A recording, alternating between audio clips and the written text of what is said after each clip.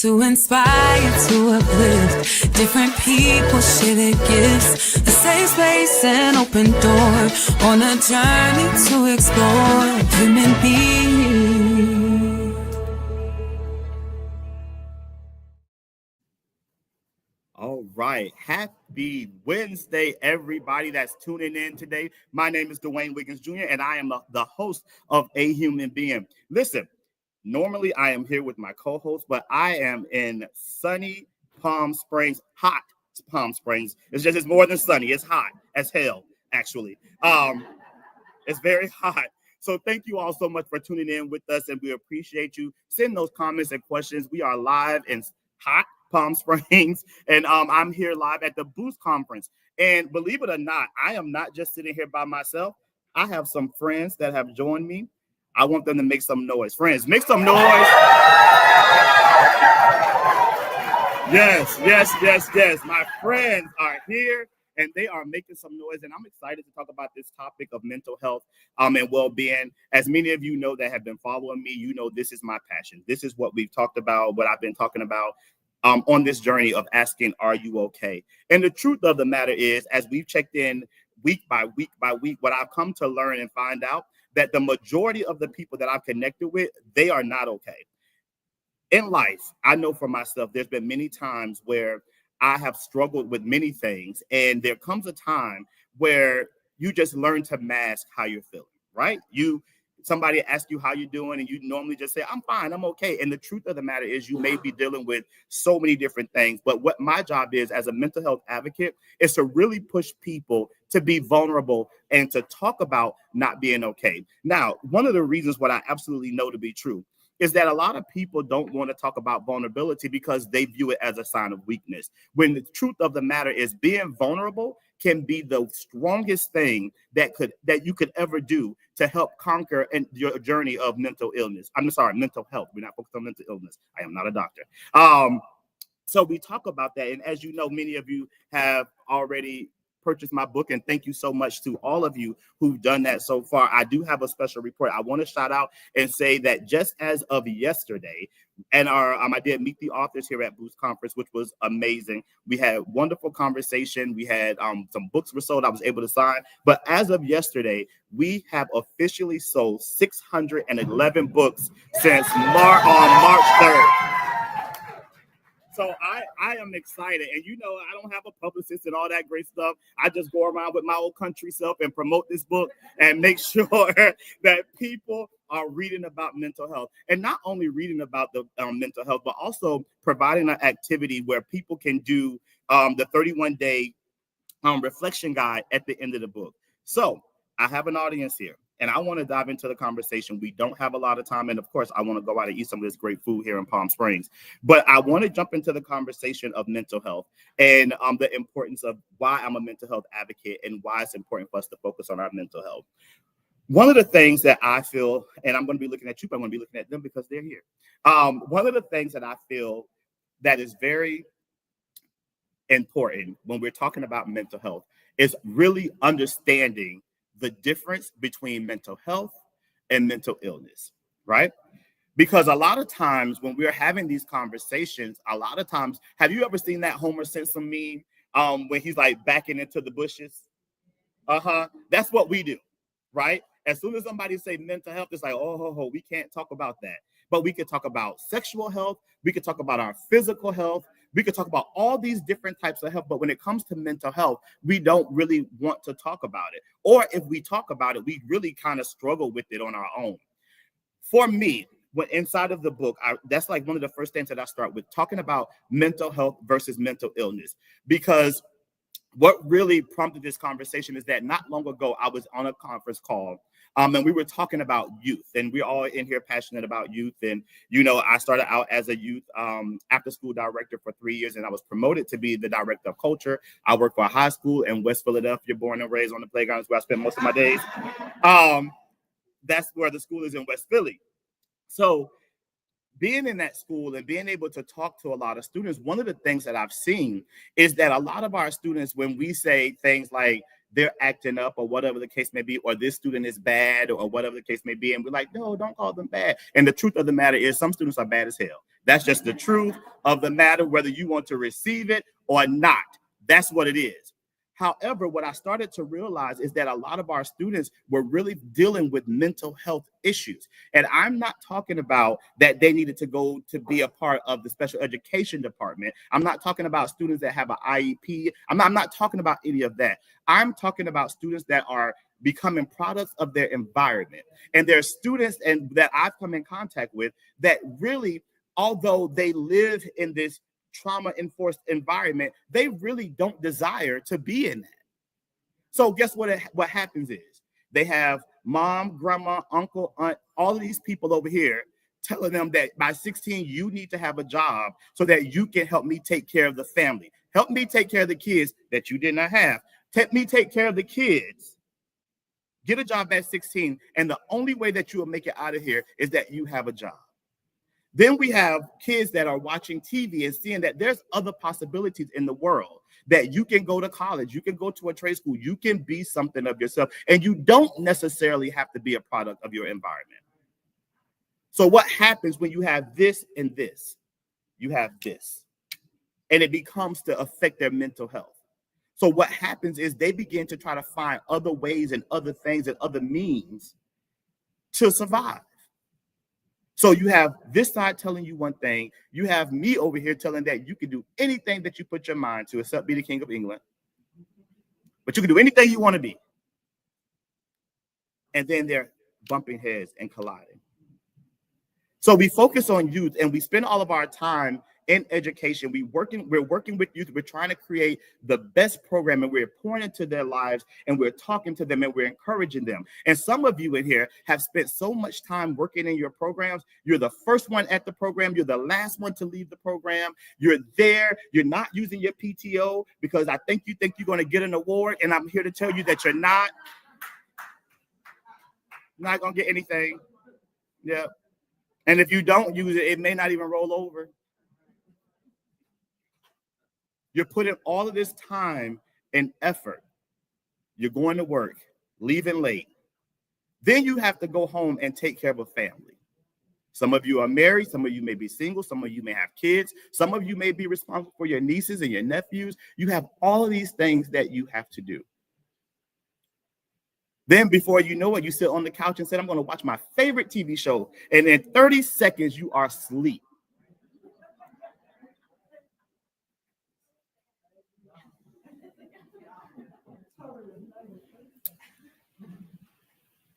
That's just Monday. And so what we do, we get up Tuesday and we do the same thing all over again. That's in August, September. Then we get to December. And guess what you are? You're burnt out. And from August, September to December, you spent all of this time pouring into everybody else. And no one has poured into you.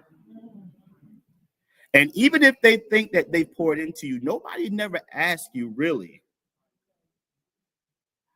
are you okay? Nor do they pour into you the way that you need to be poured into. I don't need another donut and coffee in the morning. I don't need it.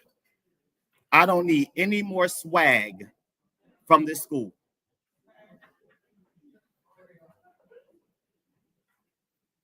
What I need is someone is to focus on making sure that I am mentally good. And in this world that we live in, it's not often that people take the time to ask you, are you okay? So I made it my responsibility to make sure that when I am talking to people and that I am meeting people, that I ask you, are you okay? And I sit and I listen. And if you say yes, I'm going to give you a high five and go about my business. But if you say no, I'm not okay, I'm going to sit and listen.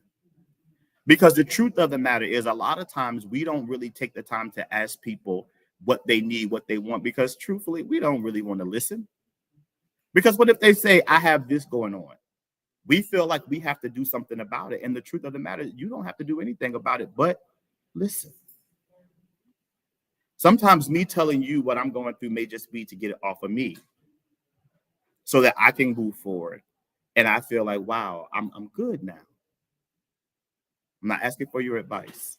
I'm asking to be treated like a human and for you to care about me. So I think that it's always important, because when we're talking about mental health, and as I said, and we're talking about mental illness, I was sharing that I was on this conference call, and they were asking me, Dwayne, what do you think people need? Like, what do you think our children need? We were talking about summer programming. And they were like, what do you think our children need to prepare for summer programming? And what should we do? And all of these things. And I said to them, let's focus on their mental health. And before I could even get it out good, this lady was on the call and she was like, no, no, no, no, no, we cannot talk about mental health. We are not psychiatrists. We are not doctors. We are not this and we are not that. And I'm like, but ma'am, you don't have to be a psychiatrist, a doctor, to check on someone's mental health. And for me, that struck a nerve, because I realized that a lot of times we don't want to talk about mental health and well-being because we feel like there's something associated with, like there's something wrong. Like, and that's where the stigma is. That we don't talk about mental health because there's such a stigma to say, oh, there must be something wrong with me. I need medicine, or I need this, or whatever the case may be. If you feel like you don't want to get up in the morning because you're tired and you're stressed and all of that's mental health. That's not mental illness. If you wake up, and I'm gonna keep it real raw with y'all, I'm not saying I say this, but I work with people that I know. If you get up in the morning and say F these kids,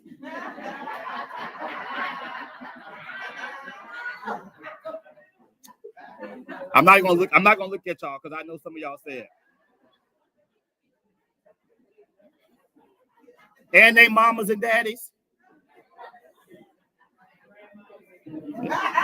I know I've never thought that. Yes, he is. Those are moments that you got to focus on your mental health. That means take a PTO day, take some time off, do whatever you got to do to focus on yourself. So I want to read something for you out of my book, and just to talk to you about the importance of this, just knowing mental health and realizing and recognizing why I wrote this book and why I feel like we have to focus on our mental health. And one of the things that I will say, if you do want to purchase the book, you can do that. Feel no pressure. You feel no pressure. But if you want to, I promise you that it's going to impact you in a great way. But I was strategic about how I wrote this book, because I'm a firm believer that of manifestation, right? Whatever you put out in the atmosphere, that's what you're going to get. Like, I feel like if you continue to say I'm broke, you're going to be broke, right? If you continue to say I'm fat, you're going to be fat. Whatever the case may be, I'm a witness to that, because I'm looking in the mirror and I know what I saw. But I believe in manifestation. I believe that what you put out in the atmosphere is what it's going to be. That could be from my spiritual background or whatever the case may be. I'm a firm believer of that.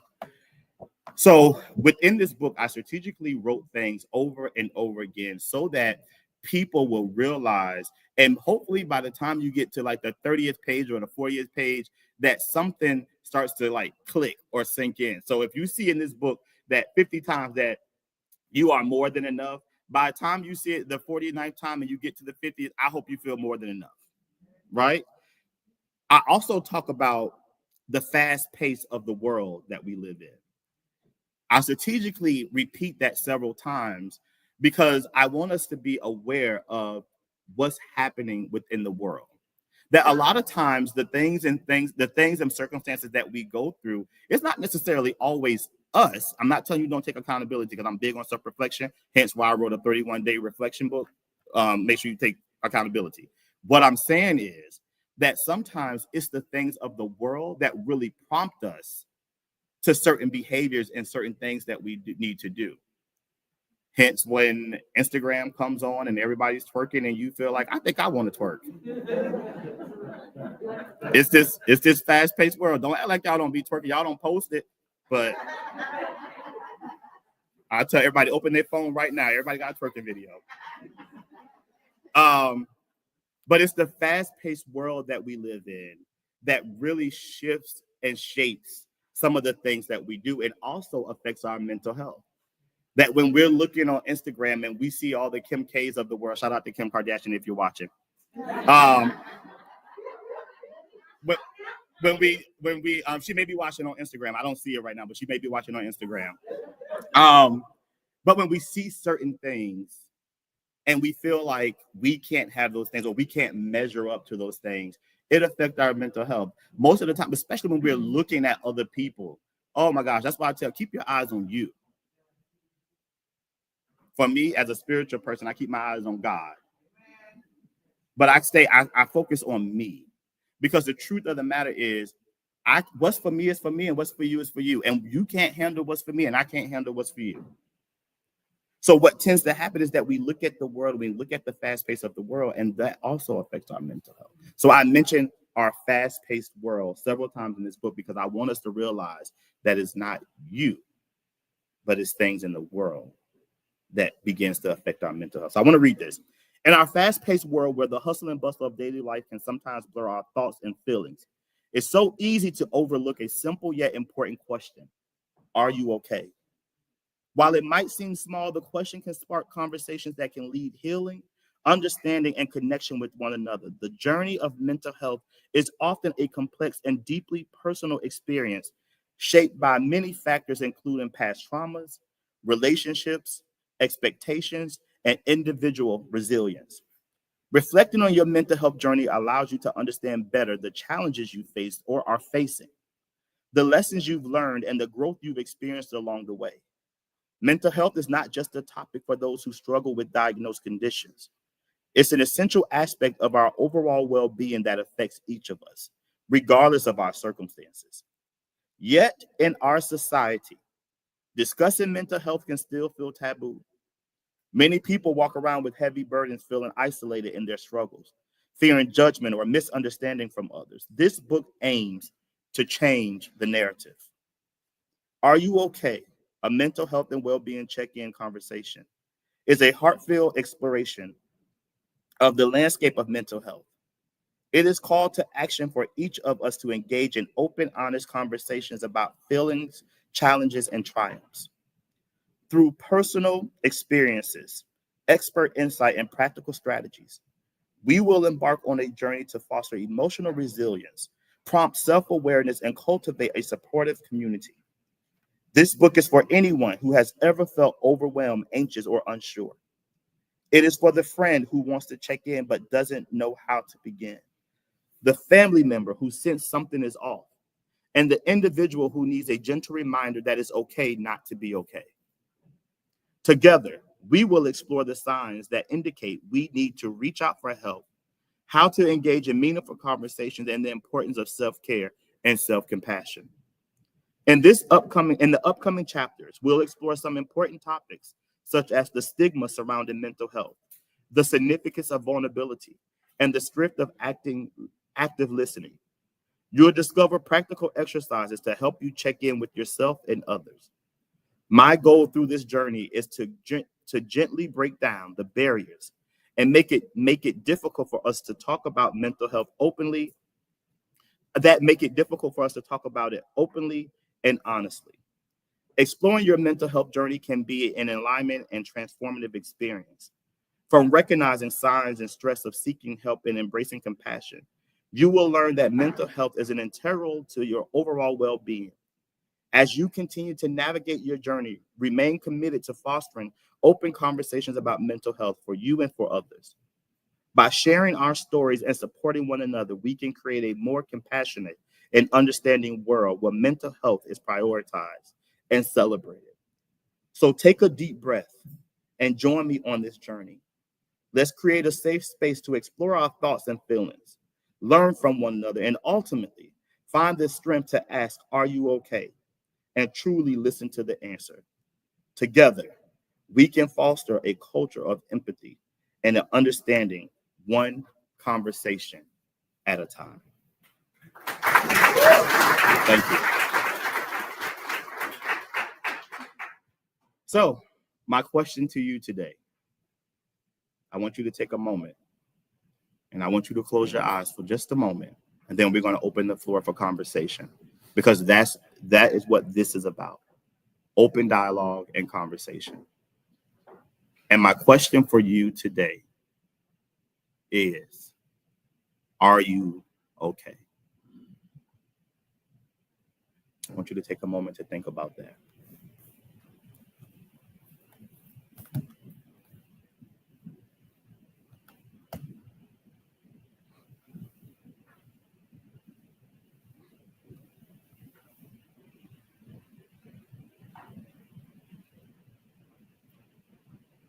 Okay.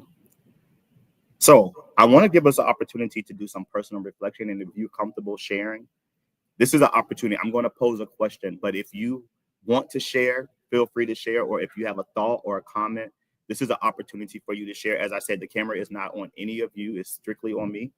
But my question is, when was the last time you took a moment to check in with your mental health, and what did you discover?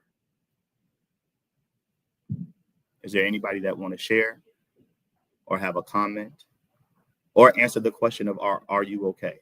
The mic is coming to you now.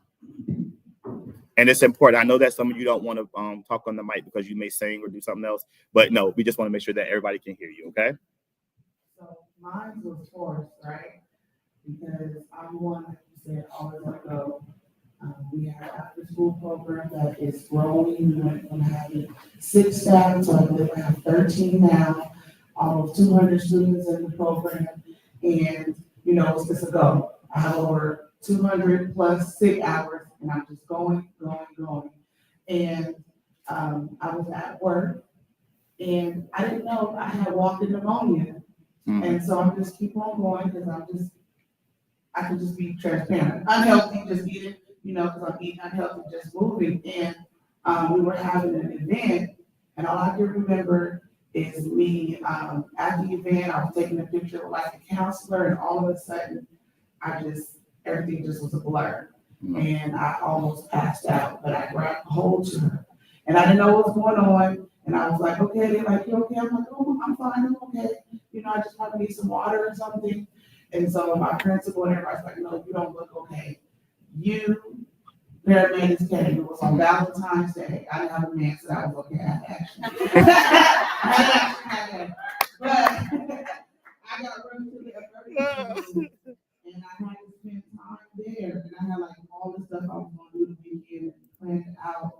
But God sat me down. I feel like God sat me down and said, sit down, because I'm going to sit you down because you can't do it, because I wasn't. And my parents was like, do not come back to work. So I had to take off a week, and I just had to lay there and sit there in my mental health. And like you said, and I had attended one of your workshops. I was like, oh, I'm okay. And I wasn't okay, right? And, some of my family was asking me whether I'm okay because I gained weight. And they were like, you look different. So with that, I have to say now, I had to focus on me. I had therapy. Went to therapy. Yes. I started walking and girl traffic over New York, and they're taking me time out to do that. And I just let my job know, be on notice. I'm gonna take my mental health days. I got 200 of them sitting there waiting. So Thank you for sharing that. One of the things that you said, and I think that is so important, is that when we think about mental health and we think about, the mental and everything that's going on up in here, it's not always just up in here that there's an issue. Sometimes it's physical as well. Like things start to transform our body. Stress can really wear us down. And it can hurt your shoulders. You can be so tensed up. And I remember I lost a lot of weight now, but I remember there was a time I can relate to that. I just was eating, and my coping mechanism was to eat. And so like for me, and I'm going to keep it. This is a safe space, right? Okay.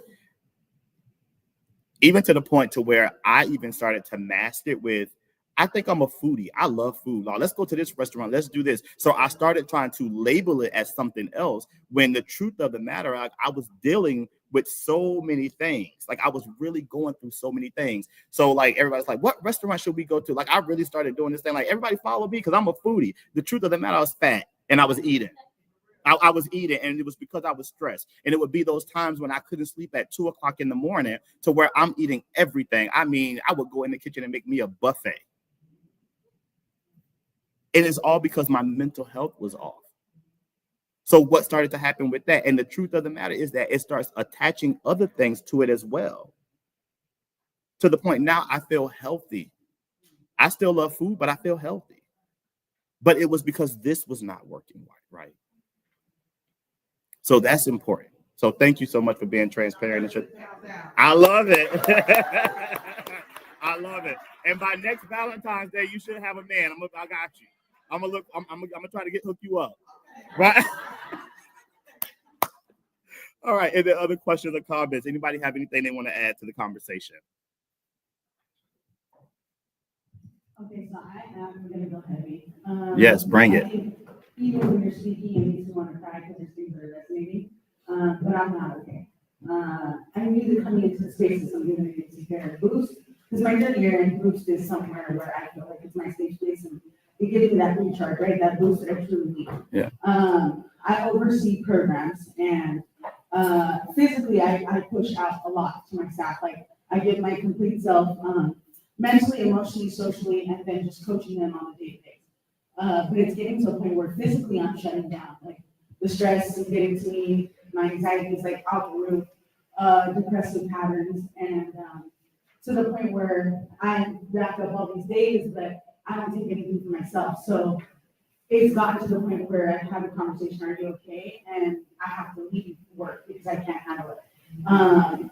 But it's also to the point where now I've kind of completely changed my schedule so that I can have like an hour lunch, because a 30-minute lunch kind of rush and go is not working, or so that I can just sit outside and breathe. But most recently there was a moment where I was outside at a park trying to have my lunch, and I just wanted to throw up. And I was like, I can't take this. I'm just gonna go home. Not only do I run programs, but my marriage is struggling on all kinds of ends, which I don't really want to share, but I'm also a foster mom. And we are on the cusp of adopting her. So her case is at the very end, and it swings so hard that, I'm being dragged in the mud. So on most days when there's something up with her, even me coming here is pushing me to the limit. But one of the things that I realized is that my mental health is a concern. I have a colleague that went out on stress leave, so it made me really kind of just open up my eyes, like the environment, that I need to take time for myself. And I have gone to therapy. I took 3 months out because I was like, I need time out. And then kind of went back in. And there's been so many days where I struggled that I'm not happy. Like I realized I'm not even smiling, I'm not cracking jokes, like I'm fun-loving, outgoing, and that's not even happening. But I realized one of the things he said, it's okay to not be okay. And that's kind of what I preach when I say, like, it's okay for me to not be okay, and I don't have to be okay because my environment wants me to be okay. Yeah, that's it. That's it. Y'all give it up. I think what's important, you said a lot. First, I want to say thank you so much for sharing and being transparent. And I definitely want to give you a hug at the end of this and just really speak into your life, because the truth of the matter, this is it, y'all. It's okay not to be okay. That is the truth of the matter. That I want you to feel everything. If you are mad as hell, I want you to be mad. If you want to cuss, if you want to scream, I want you to feel all of that. The key to that is not staying in that. Like, feel everything that you want to feel. But once you feel everything that you want to feel, like, what do we start doing to come out of it? Because at some point, then it becomes our identity. And I can only speak from experience that there's been times where I remember when I was single and I was just going through. And I was like, I felt so lonely. And I was like, oh my gosh, like, why do I feel like that? And it was to the point to where my friends around me just didn't do it. I'm like, I have tons of people around me, but it was just that I just felt so lonely. And I'm just like, okay, I got to pray. Like, I got to come out of this because I cannot stay in this spot. Like, I can't stay in this spot. And even when I think about like my mental health journey over the years, that even to the point to where I've tried to take myself out of here because I'm like, what was my purpose? What am I doing here? Why am I even here? I didn't want to be here. So it's so funny because how things work and how, for me, I said, God, how it works is that, right? I said, I went on a fast, right? I went on this fast and I'm like, I want to go on a fast and I don't want to. And it wasn't a fast from eating. I was encouraged to go on a fast from wrong thinking. It's not always what we put in our bellies. Sometimes it's what we put in our minds. So I went on a fast from wrong thinking.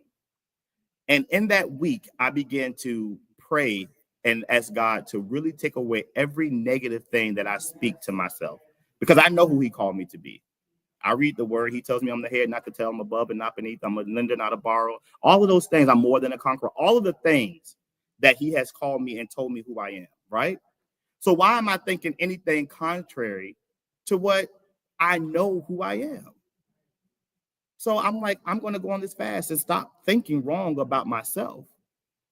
And the moment that I did that, the moment that I went on that fast, I saw my life change. And the following week, that's when it was announced that everything was shutting down because of COVID. And I'm so glad that I was able and encouraged to go on that fast from wrong thinking, because the truth of the matter, and I'm being very transparent, I don't think I would have made it through COVID. You tell me that I got to sit around my house by myself in this place and I can't leave. I had a job, like I was working from home, but I can't leave this place or this space. I wouldn't have made it. And I remember on March 11th, when that thing was lifted, I was standing there washing dishes and it was lifted from me.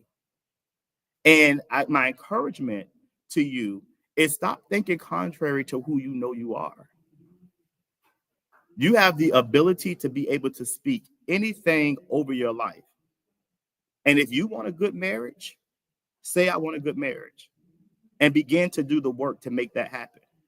And if it's one-sided, that sucker ain't for you. But if two people are saying we want a good marriage, we're going to make it work. If two people say that I want my kids to be smart or whatever the case may be, make it work. But you have to start speaking these things in the beginning. I opened the show talking about manifestation. You will reap whatever you sow. And that's good or bad. So if you want change, plant the change and watch the growth. All right. Is there any other questions, comments, or anything somebody want to add to the conversation? Yes, I see the mic. Yes. Okay. Yeah. So I originally wasn't going to speak, but I felt the need to when you talk about your mental health journey and those like a fast from wrong thinking. A year and a half ago, I walked away from a 17-year career in the school district because I chose peace and my own mental my mental health over the school system, over the rat race, over the I'm there before school opens, I'm there when this man is locking up. My life became education. My life became about everyone else's children but my own. I mean, I knew my daughters, and they're grown now, they're 18 and 21. I knew that we had a relationship, but I realized I had a closer relationship with other people's children than my own. Yeah. And that was my huge wake-up call, because it made me question myself as a mother, but didn't question myself as an educator. And I knew right then and there I wasn't okay with where my life was heading. And when I walked away from that career and went to a really small charter company, 2 schools, virtually a remote position, I was able to really focus on peace. Wow. And really, I spoke it into my life. I literally woke up in the middle of the night and was like, God, like, if this isn't meant for me to be, let me know. All of a sudden, I'm finding myself on Indeed. And then, like, 2 weeks later, I'm typing a resignation letter in the middle of March. Wow. Normally, I wouldn't, because I'm walking away from the school, the kids, but I'm like, you know what? I have to put me first. So if there's anything you could take away from my experience, you have to put you first. not and be selfish. Yes. And I never thought you could be selfish in a positive way, but I became so selfish for myself. I love that. If I don't want to do it, I won't do it. If Yes. I want to do it, I will do it. Yeah. So that would be what I would give to you. But it does get better. It does. And I chose peace over money. That's a huge pay cut, but it's coming back to me tenfold. Like I'm now beyond where I was. It just took time, and I think a lot of it was I had to become correct in my heart and my mind. And once I did, everything just trickled down. And I was blessed with a partner that every day asked me, "Am I okay?" Yeah. And I can lie and be like, "No." It's like I hear it in your tone. You need 5 minutes to call me that. Tell me the truth, that you're not okay. And I love that for me. Where 3 years ago, I'm okay would be okay for somebody for the answer. So that right person will come in, those right people around your life will come in, but you gotta do the work on you first. Yeah. So that would be my answer. I love that. Y'all give it up. I can so relate to what you were just sharing in so many ways. I can't wait to talk to you about that. That was awesome. Thank you for sharing that. I think it's important to always set boundaries. I talk about, healthy relationships with boundaries in the book. Like, we can love everybody and everybody can love us, but what's important is to be able to set those boundaries. And much like you, my no is my no. Don't follow me still trying to talk to me. If I say no, I don't need a but, I don't need a no. It's a no. That's just what it is. But that's what I've had to come, because normally I wouldn't have done that. I was the yes man. If you needed me to do something, I don't care how tired I was doing it. And let me tell you what brought me to that point. My sister, I share this story in my Are You Okay workshop. And one night, my sister and I was on the phone. My sister, who's in San Diego, we were on the phone having a conversation. I'm going to tell the short version of this story.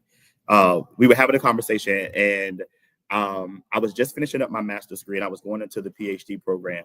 And so I was trying to get something done. And if you know anything about going to school online, you know that at 11:59, you better have the stuff done. All right. So I'm telling my sister, I'm like, I'm getting off the phone. I got to submit this. And we finally get off the phone. And my sister is my best friend. Like, we're super close. I can't wait to see her when she comes up this weekend. I'm on the phone with her. Then we hang up. And then she's like blowing my phone up again. And I'm like, nah, I just told you that I needed to get off the phone and submit this. So I submitted my stuff. I finally answered the phone. It was like 12:03 a.m. And I remember that because I was born January 29th at 12:03. So anytime I see 12:03, I remember 12:03. So I said, answer the phone, and I'm like, girl, what? And she's on the phone, and her face is fully covered in tears. And I'm like, what is going on? Like, what happened? And she said to me, Ashley just died. Ashley was our baby sister. Now, all of my siblings and I are super close, so that was a punch in the gut. I go through the process, didn't really cry. I cried 2 times leading up to the funeral. I cried once when I was sitting at my desk and I was writing her obituary because I couldn't believe I was doing that. And as I typed in, "She leaves to cherish," I lost it because I couldn't believe I was writing that about my sister. A couple of days later, my mom sent me a picture of my sister, of the dress that she wanted my sister to wear. I lost it. I could not believe that we were planning a funeral for my sister. This whole time, I'm the big brother. I'm going through the process.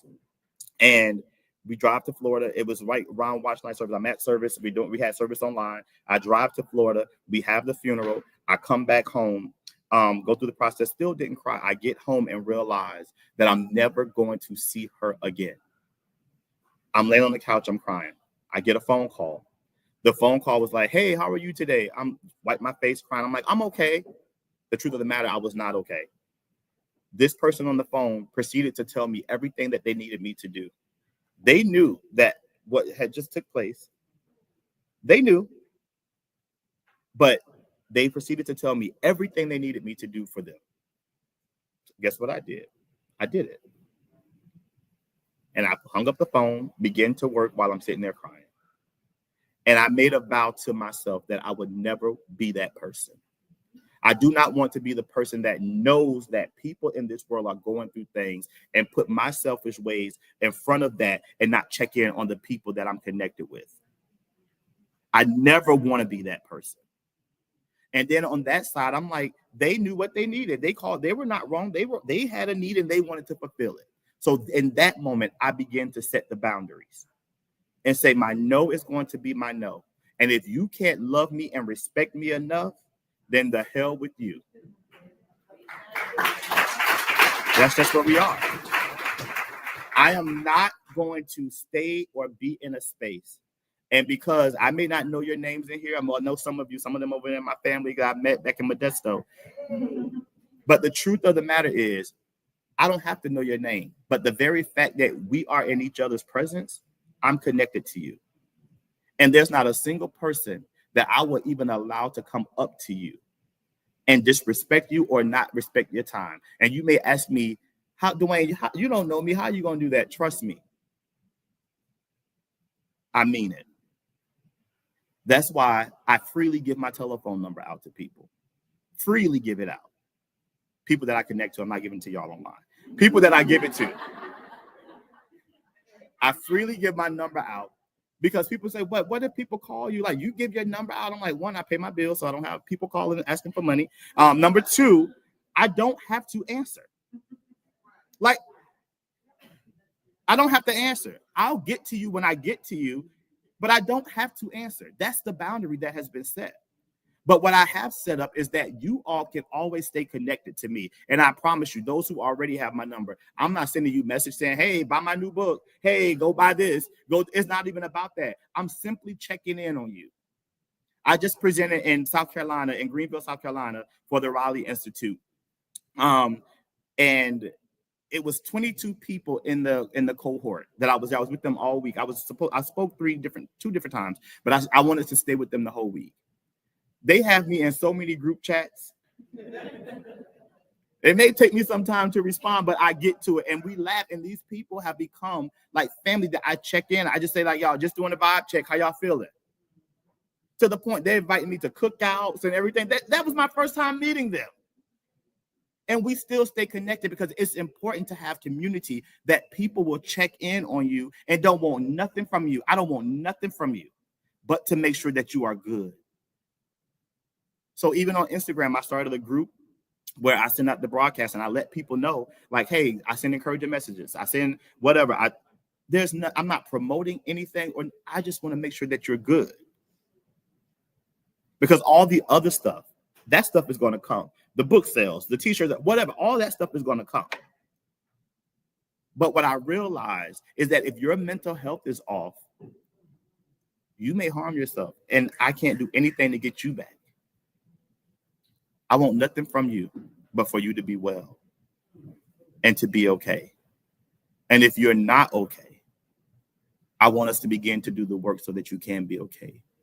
And the work is having an accountability partner that will check in on you, that wants nothing from you but to make sure that you are okay. All right? All right, I think that's my time, y'all. It's 11 o'clock on the dot. Thank you all so much. And to all of you who are watching A Human Being, you can watch us every Monday night at 8 p.m. on YouTube, Instagram, LinkedIn, and Facebook. Follow us on all of our social medias. And then you can also visit my website at www.dwaynevandrake.com. Again, I love you so much. Thank you for watching and have a great day. Bye.